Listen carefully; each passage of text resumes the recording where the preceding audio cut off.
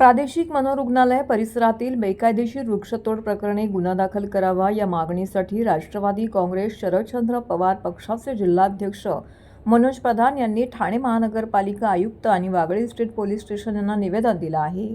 ठाणे महानगरपालिका हद्दीत असलेल्या प्रादेशिक मनोरुग्णालयाचे विस्तारीकरण करून नवीन इमारत बांधण्याचे प्रस्तावित करण्यात आलं आहे। तसेच आरोग्य खात्याच्या मालकीच्या याच जागेवरच विस्तारित रेल्वे स्टेशनचंही बांधकाम करण्यात येणार आहे। मात्र या भूखंडावरती साधारणपणे 1614 वृक्ष आहेत।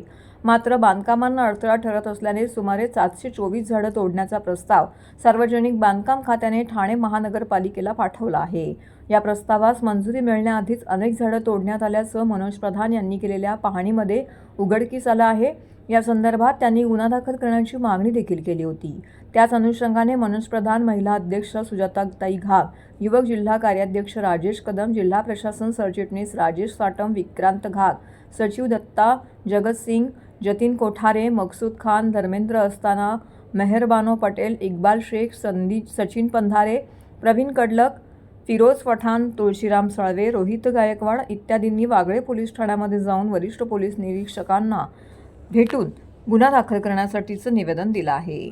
त्यांच्या माध्यमातून आम्हाला कळलं की ते 725 झाडं तिकडे तोडणार आहेत। 24 नोव्हेंबरला महानगरपालिकेने ॲडव्हर्टाइजमेंट दिली आणि 724 झाडं, त्यात 303 झाडं टोटली तोडायची आणि 421 झाडं शिफ्ट करायची त्यांनी परवानगी मागितली।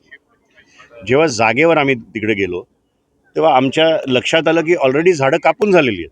म्हणजे किमान 100 अशी झाडं असतील, म्हणजे 100-125 झाडं की ऑलरेडी कापलेली आहे। जेव्हा महानगरपालिकेला विचारलं तेव्हा त्यांचं म्हणणं असं पडलं की अजून PWDने आम्हाला मागणी केलेली आहे पण आम्ही परवानगीच दिली नाही। जर अशा प्रकारे परवानगी न देता जर झाडं तोडली गेली असतील तर त्याच्यावर गुन्हा दाखल झाला पाहिजे। मग ते PWDवर गुन्हा दाखल झाला पाहिजे, अधिकाऱ्यांवर, हा गुन्हा तिथल्या ठेकेदारावर दाखल झाला पाहिजे आणि महानगरपालिकेच्या अधिकाऱ्यांवर शिस्तबद्धची कारवाई झाली पाहिजे। त्याचं कारण सांगतो की आपण जर एक ॲप्लिकेशन, एक साधी फांदी तोडायची असेल जरी केलं तर 100 वेळा आपल्याला झिजवायला लागतात आपले बूट, पण आपल्याला परवानगी मिळत नाही। त्याच्यानंतर ते जागेवर येतात, ते एक रिपोर्ट तयार करतात। आज 724 झाडं तोडायची परवानगी मागितली, तुम्ही जागेवर आला का? आणि तुम्ही जागेवर आल्यावर तुम्हाला हे जाणवलं नाही का की ऑलरेडी परवानगी द्यायच्या आधी तिथे हा कत्ल झालेला आहे झाडांचा? त्यामुळे अशा प्रकारच्या गोष्टी सहन केल्या जाणार नाही। राष्ट्रवादी 100% रस्त्यावर उतरेल। आम्ही आता बघतोय पुढच्या 3-4 दिवसात पोलीस काय निर्णय घेत आहेत। त्यांनी FIR केली तर ठीक, FIR केली तर ते कोणाला अटक करतायत ते आम्ही बघू आणि ठाण्याच्या सिटिझन्सला घेऊन आम्ही रस्त्यावर या ठिकाणी उतरू। आम्ही जेव्हा सुप्रिटेंडंट साहेबांकडे गेलो मेंटल हॉस्पिटलच्या, त्यांनी सांगितलं की साधारण 15 एकर जमीन त्यांनी रेल्वेला दिली। रेल्वे स्टेशन तिथे झालंच पाहिजे आणि हे मेंटल हॉस्पिटल पण जर 3300 बेड्स होत असेल तर ती चांगली गोष्ट आहे। आम्ही डेव्हलपमेंटच्या विरोधात नाही आहे, पण डेव्हलपमेंट करत असताना तुम्ही थोडासा एन्व्हायरमेंटचा विचार केला पाहिजे। ठाण्यात दुनियाभरचे चांगले आर्किटेक्ट्स आहेत, त्यांना तुम्ही मध्यस्थी घ्या। झाडं न कापता एवढं मोठं हॉस्पिटल कसं करता येईल ते तुम्ही बघा। आता विषय असा आहे की त्या दिवशी जेव्हा आम्ही गेलो तेव्हा 625 पेशंट्स या मेंटल हॉस्पिटलमध्ये होते। मला असं वाटतं की ठाणे शहरातले त्याच्यात 50-60 पेशंट पण नसतील, सगळे बाहेरचे आहेत। आता तुम्ही 3300 बेडचं हॉस्पिटल करतायत। तुमचं म्हणणं आहे की हायकोर्टाने सांगितलं की अत्याधुनिक करा, चांगलं करा, ठीक आहे। तुम्ही ह्या देशातलं सर्वात मोठं हॉस्पिटल करा, आग्र्याहूनही मोठं करा, पुऱ्या देशातली पेशंट्स इथे येऊन द्या, त्यांना ट्रीट करा, आमचं काही म्हणणं नाही। पण ॲट द कॉस्ट ऑफ कोण? तर तुम्ही ॲट द कॉस्ट ऑफ हे ठाणेकर करताय।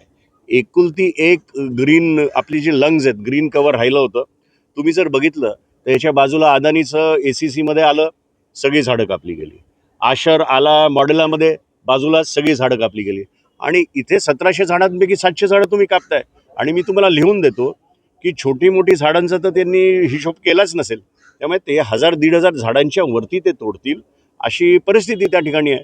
काही ठिकाणी तर आम्हाला असं जाणवलं की 100% तिकडे केमिकल टाकलेलं आहे, झाडं काळी पडलेली आहेत। आपल्याला ह्याच्यावर लक्ष केंद्रित करायला लागेल। आम्ही सगळ्या NGOजला गाठणार आहोत, आम्ही वारंवार तिकडे जाऊ आणि जोपर्यंत यांच्यावर गुन्हा दाखल होत नाही हा विषय आम्ही सोडणार नाही।